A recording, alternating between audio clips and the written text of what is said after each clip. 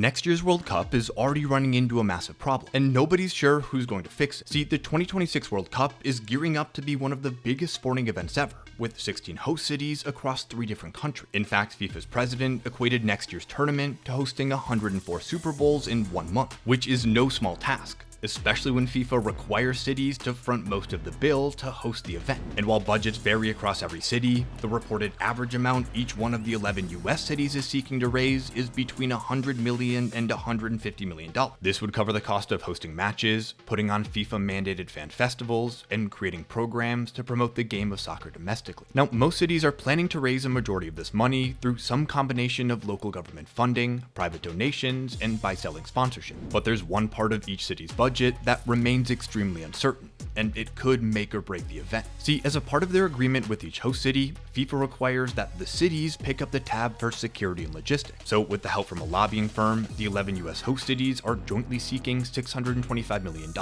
or an average of $56 million each, from the federal government to help cover the costs of these critical services. However, given recent federal spending cuts, these host cities are unsure if they'll get the money or if they'll have to find a way to pick up the tab themselves. Now, it is worth mentioning that back in March, Trump established a White House task force specifically for the 2026 World Cup, indicating that the president is invested in the success of the event. But until the money is officially signed over, the funding is far from guaranteed. To read more about how host cities are planning to cover the massive cost of hosting next year's World Cup, check out Alex Silverman's piece in the Sports Business Journal.